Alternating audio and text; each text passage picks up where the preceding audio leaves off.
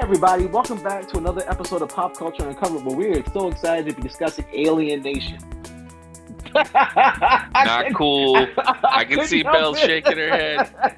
Now, why I'm would so- you do that? Why would You'll you make us do pay it? for that. because it's been a while since you and I have appeared on an episode together, and I just feel like there's a certain expectation that needs to be set. So that was table setting. No, we're going to discuss Alien Earth, which is now on FX. The first two episodes are out, and it's I think the first time the Alien franchise has been on television.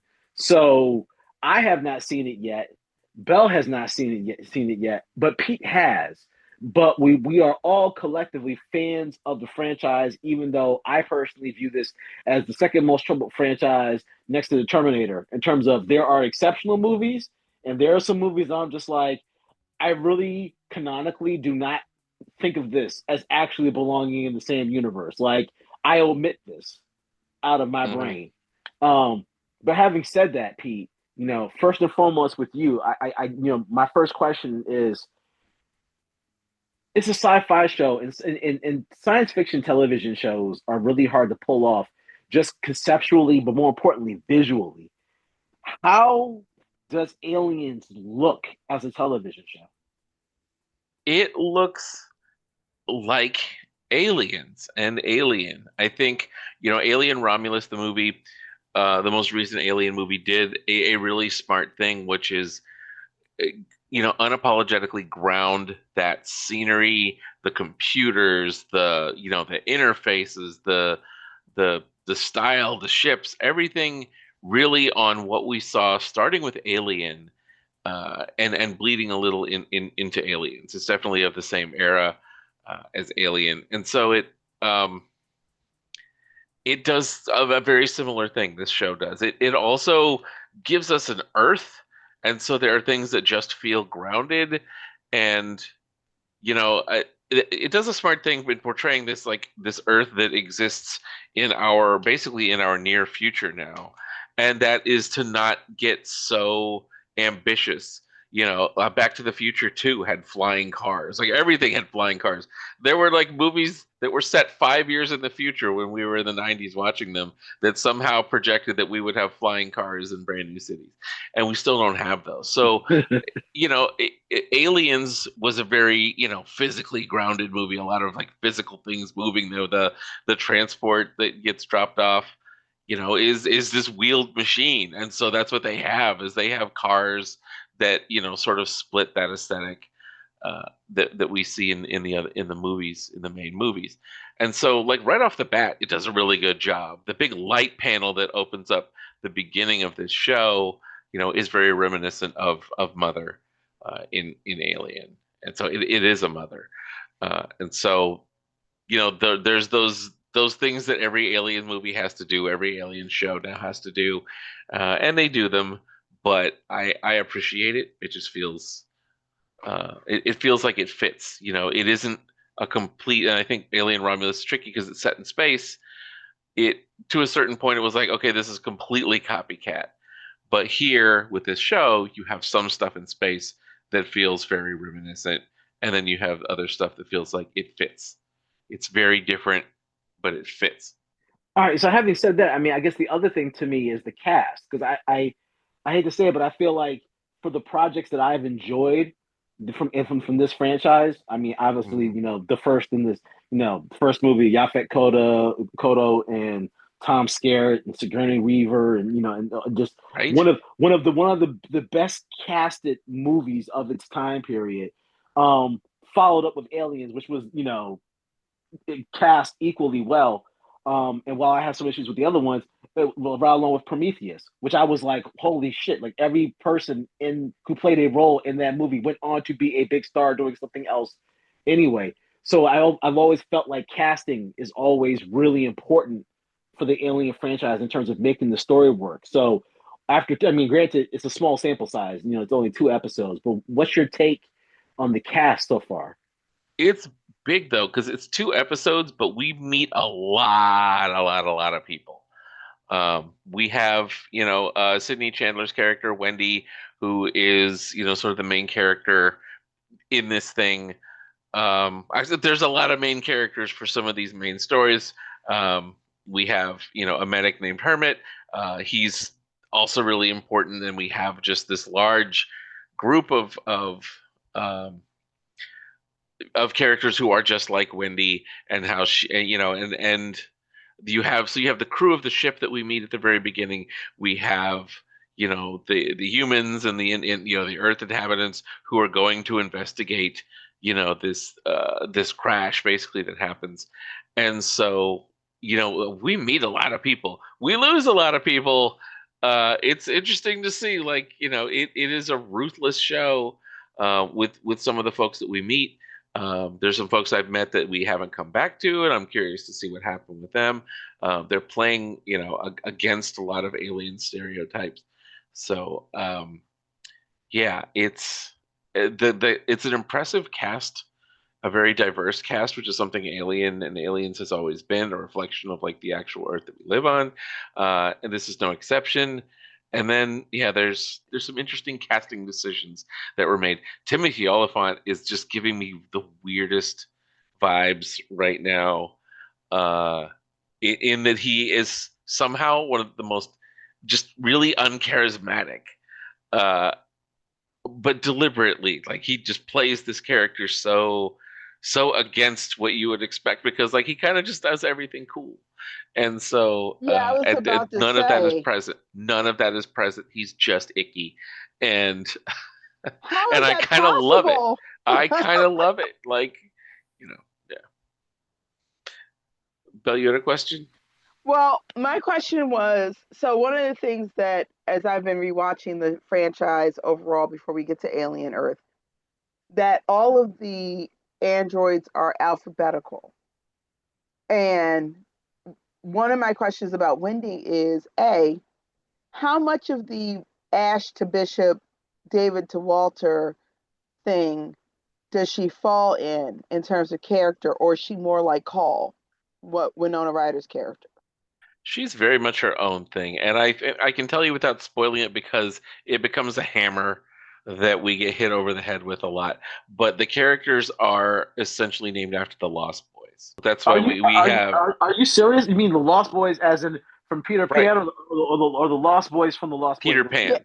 Okay, yeah, Okay, I was about to ask okay. the No, same sorry, question. the Lost Boys, Peter Pan, the reference the movie the Lost Boys was making with their vampires. But no, she is Wendy, and there's Smee, there's Curly, like it's uh Nibs, so it's the Lost Boys, from Peter Pan lore. There's definitely some like Peter Pan.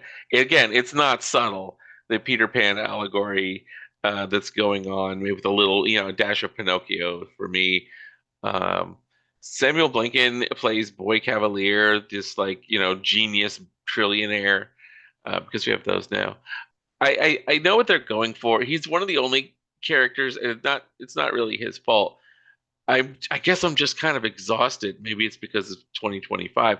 Exhausted of this like super genius billionaire trope. He's hyper intelligent. He's looking, for something that will cure his boredom, and he's, very, you know, he sits in chairs funny, and that's, how we make him, this eccentric trillionaire character. But it's like having, I don't know, when witnessing actual billionaires, I feel like that it's a silly character right now. This you know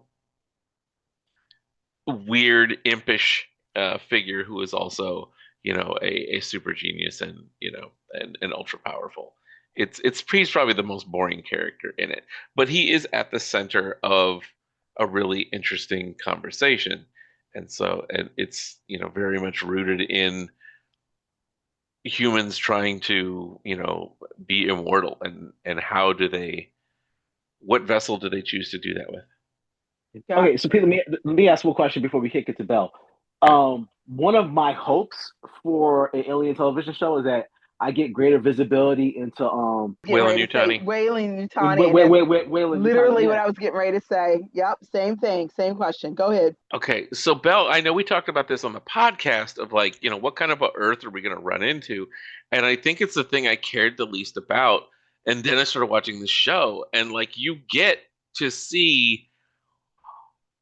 I feel like there's a lot of alien lore I either haven't discovered or we just have never actually had these conversations about like what is Weyland Yutani and what does it actually mean?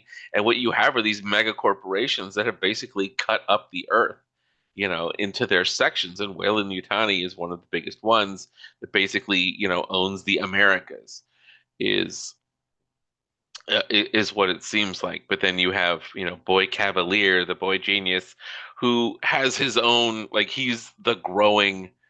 um, he's the growing presence that's starting to scare a lot of the big companies. But that's been one of the most interesting things, is like learning what Weyland Yutani actually is and what it's going to mean in the future, and the other entities that it is competing with for essentially world dominance.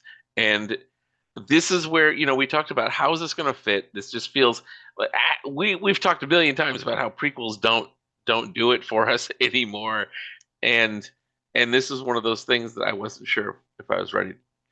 I wasn't sure what I was going to bring to the table. But I feel like there's enough of a story on just like how Weyland Yutani makes these decisions that they make, what it's based on. I feel like I understand that entity uh, after 2 episodes of this show more than I ever did in any of the movies. Okay, now you've got me like genuinely interested in the show. Belle, go ahead. All I was gonna say is I love that for the show and for us as fans, because one of the things, again, upon rewatching the series, I noticed is that they already knew about the Mhm. uh, xenomorphs. They already knew about them. So Right. Mother gave specific instructions to Ash. And so it's like, well, wait a minute. How did they already know to send these people out here basically as bait? Mhm. Um, And so you're, I yeah, love that we're getting that information. because that has been one of like the biggest conversations around aliens, is how much Weyland Yutani knew and how much colonies, how much the Marines, how much, these ships are, how much they are bait, or how much they are like, let's just see what happens. Let's put one of our people on the inside, or an android, and the people are expendable, and we're trying to find this ultimate weapon, or we're trying to, and I think that's where it just really clicked, for these first 2 episodes, where it made sense, what they were after, why they were after it, and it just confirms, I think, for all of us, like what we thought they were capable of, what every conspiracy theory we had that hadn't been filled in with actual canon. And that's been fun for me. And it's only been a little bit like that we're learning here and there, but it feels like somebody, yeah, it's like somebody had a really long conversation with Ridley Scott, or just has a finger on the pulse of like what Alien could be. It's not a perfect show, just like Alien Romulus wasn't a perfect movie, but I'm enjoying these. I'm enjoying. It feels like I'm learning about it. It doesn't feel like a new writer is tackling this, which I think, as fans of movies and comic books, we all can notice sometimes. It feels like this is the canon, and I'm here for it. It feels true, and that's a cool feature right now of the show. I don't know. I guess I'm hopeful because I never thought that Prometheus. Because Pete, your earlier statement about us having lost faith in prequels, I walked into Prometheus very much like, okay, this is not Oh going to be yeah. that good, and I walked out saying, you know, I was like, I want to see the director's cut because I feel like they left some stuff out, and as soon as I saw the director's cut, I was like, oh, this is an awesome movie that asks really interesting questions that I wouldn't philosophically think that that are kind of played with gently in the main films, but it made this wonderful turn to being like hard sci-fi. And so when I was watching the trailers for Alien Earth, it's the franchise seems like it's in a really unique space because you've got like the body horror aspect of Alien. You've Hmm. got the hard science fiction part of Alien. You have the corporate malfeasance and the aspect of the story as well. So it's the because I look at this and I try to compare it to other things that ended up not being successful. And my first thought was Caprica. which was Ooh, yeah. the Battlestar Galactica reboot prequel. Yes, I loved Which, that show, but then it went off the rails so bad. and to me, that's the challenge with a show like this is that I've always talked to you guys about how I think as a writer, Superman is like the most impossible character because you're in a defined box. The way for Hmm. you to write that character is that you have to. How am I going to endanger him? How am I going to weaken him? When you do a prequel, so much of the narrative, so much of what that franchise is already set, and the audience comes in with an expectation that whatever you give is going to conform to some aspect of that. So I feel like it takes more creative talent to operate in that space because like everything that happened in the first two movies absolutely has to happen. You're gonna tick off some of the fans if you're like Alien 3 is non-canonical. Like, how do you explain resurrection or da da da da da da? So, Hmm. um, I just this show, if it's got the right showrunners, because the way you're describing it sounds like the cast is great.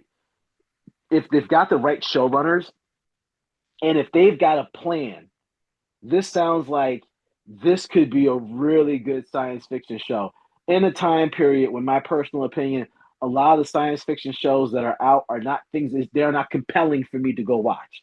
Hmm. I'm fine with the like Foundation. I'll get the Foundation whenever I get the Foundation. But Belle, go ahead. So to your point about how this show goes, my concern is Noah Hawley. Hmm. When Noah Hawley is good, Noah Hawley is real good. AKA pretty much every season of Fargo was a slam dunk. And then there's Legion. That is my concern. Are we going to get Fargo Noah Hawley or are we going to get Legion Noah Hawley? So, It's a big, messy world that he plays in. And I think, our biggest problem with Legion was, presenting this character in a certain way and then completely, flipping it.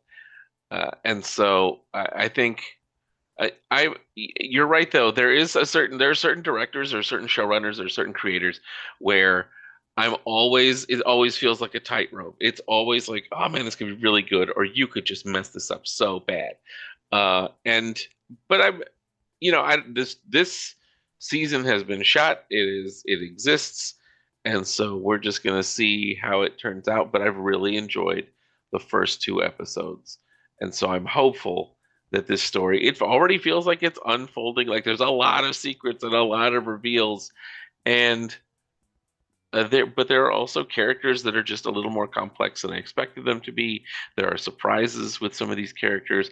I'm enjoying, this equivalent of the Space Marines, these security forces that are going in, their relationship with one of the main characters, Herman, who's a medic, and the way they treat him feels like some lessons learned about how we depict, these types of folks, like their affection for him, even though he is a medic. And there's just little subtleties to scientists, the way they interact with each other, the way you can tell based on the script that they have differing viewpoints and they're studying different things without like having anyone explain it. And that is part of the magic of the show and part of like what I feel like it could also go a little bit wrong is that a lot of things are implied. A lot of things are not directly stated. And I think that's really great when you don't want to be pulled out of it, but it makes it tricky when you're trying to track what's going on. All right. Well, I mean, if nothing else, it sounds like the first two episodes are worth checking out. So I cannot say, I approve. So I'm just going to say Pete approves. You at least checking out the first two episodes because it sounds like if you're a fan of the franchise, um, it feels like it's going to be something that's going to be up your alley and you're going to enjoy. So, shockingly, that is the end of another episode of Pop Culture Uncovered. Join us next week where we will be discussing even more fantastical things, like Armand's explanation of the reason why the single most important science fiction movie that was ever made was Flash Gordon. I'm just playing. I'm sure. Well, I'm sure. I'm, I'm sure we've got a multitude of things to talk to you guys about. Um, also, Don't forget to join us October 25th at Snug Books in Baltimore, where we will be speaking with Leslie Grace Streeter of the Baltimore Banner about her new book, Family and Other Calamities. October 25th at Snug Books, Baltimore. Please check us out on Patreon, where there is a cornucopia of great shows. If you're a nerd, if you're into science fiction, and you're into comic books, if you're looking for like a general overview of any given kind of topic, whether it's the Running Man or whether it's stuff like Iron Eagle or anything else you can think of, we've probably got an episode there.